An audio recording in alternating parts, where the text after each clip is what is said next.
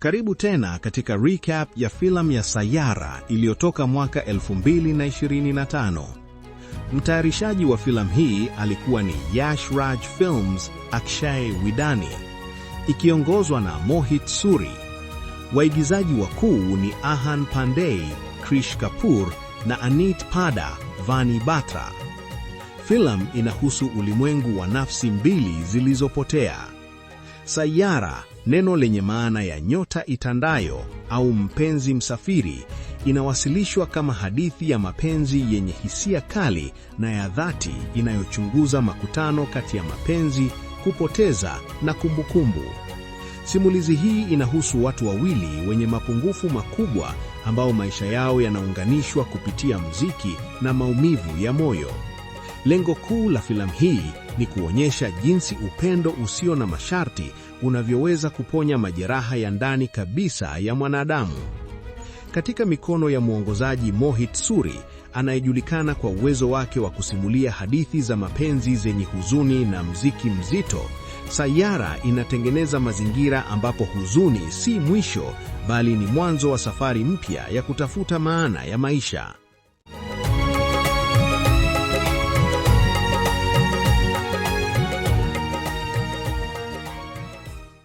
Filamu inaanza kwa anatomy ya maumivu ya moyo na kuchanganyikiwa. Hadithi inaanza na Vani Batra, mwandishi mchangamfu na mwenye kipaji kikubwa ambaye ulimwengu wake unapasuka vipande vipande wakati mpenzi wake wa tangu chuo kikuu, Mahesh, anapomtelekeza mahakamani siku yao ya harusi. Mahesh anachagua kufuata mafanikio ya kazi yake badala ya uhusiano wao, akimwacha Vani akiwa amedhalilishwa mbele ya jamii na familia yake. Udhalilishaji huu wa hadhara unamfanya Vani ajifungie ndani ya ganda lake. Anapatwa na msongo mkubwa wa mawazo, depression, anajitenga na ulimwengu na kupoteza shauku yake kabisa ya kuandika mashairi na hadithi. Kwake, maneno yamekufa kwa sababu aliyeamini angeyasoma ameyasaliti. Wakati huo huo, tunatambulishwa na Krish Kapoor, mwimbaji na mtunzi wa muziki anayehangaika mjini Mumbai. Krish ni mwanamuziki mwenye kipaji cha ajabu, lakini anapambana na makovu makubwa ya kisaikolojia aliyoyapata utotoni, ikiwemo kuishi na baba mlevi na mkatili. Hasira yake mara nyingi inaelekezwa kwenye tasnia ya muziki ambayo inashindwa kutambua vipaji vipya na badala yake kufuata upendeleo. Krish ni sehemu ya bendi inayoitwa Josh, lakini kutokana na tabia yake ya mlipuko na kushindwa kudhibiti hasira, mara nyingi anaingia kwenye migogoro na wenzake. Maisha yake ni ya machauko, akitegemea kifedha rafiki yake wa karibu KV, huku akitafuta njia ya kutokeza kwenye ulimwengu wa sanaa.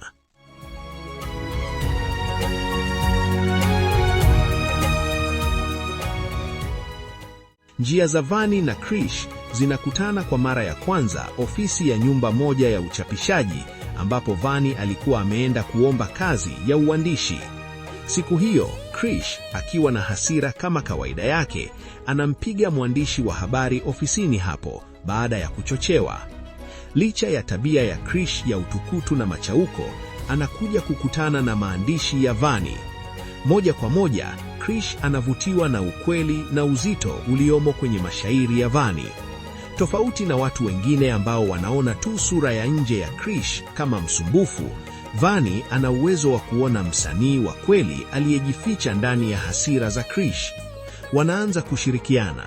Vani anaandika maneno, lyrics, na Krish anatengeneza miondoko. Kazi yao ya pamoja inaanza kuleta maana mpya katika maisha ya Krish.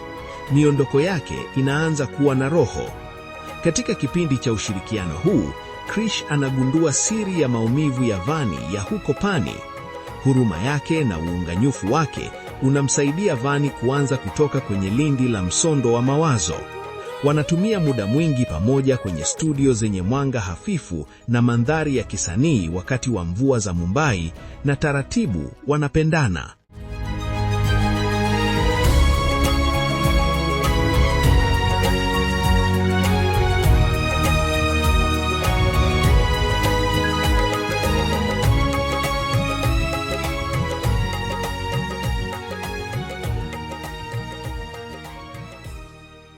Kazi ya Krish inaanza kung'ara. Anarudiana na bendi yake na kuanza kupata wafuasi wengi kwenye mitandao ya kijamii. Vani anakuwa nanga yake ya kihisia, mtu anayemliwaza na kumfanya awe mtulivu.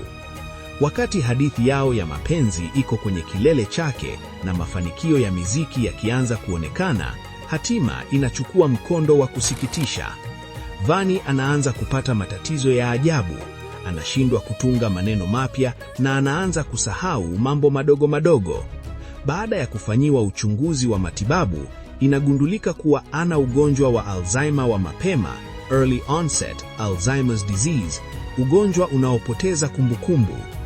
Akifahamu jinsi ugonjwa wake unaweza kuwa kikwazo kwa safari ya Krish inayochipuza kuelekea kwenye umaarufu na kutaka kuepuka kuwa mzigo kwa mwanamume anayempenda, Vani anaamua kuufanya ugonjwa huo kuwa siri. Uamuzi huu unasababisha kutoelewana kwa hali ya juu kati yao. Krish anadhani Vani anajitenga naye kwa makusudi au amepoteza mapenzi kwake.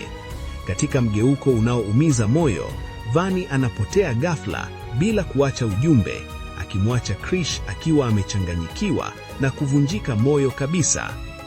Baada ya kuondoka kwa Vani, Krish anagundua shairi ya Vani inayo maneno ya wimbo aliyotaka kuuita Sayara. Akisukumwa na maumivu, huzuni na upendo uliopotea, Krish anarekodi na kuuachilia wimbo.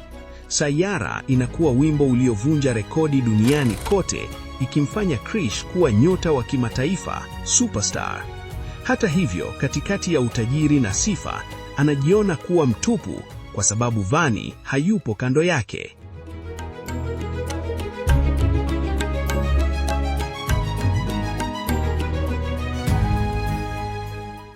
Mwaka mmoja baadaye, rafiki yake KV anagundua video ya shabiki iliyosambaa online inayoonyesha mwanamke anayefanana na Vani katika makazi ya kidini ya ashram ya Manali, milimani.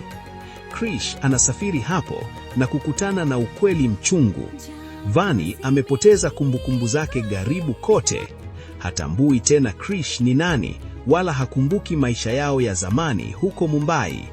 Sehemu ya mwisho ya filamu, Climax, inamuonyesha Krish akijaribu kwa uvumilivu mkubwa kumkumbusha Vani kuhusu kumbukumbu zao, wakati wao wa kwanza uwanjani, muda waliotumia studio na upendo wao mzito. Filamu inaangazia kwa uzuri na uchungu mapambano ya kumpenda mtu ambaye hawezi tena kukumbuka nini wewe.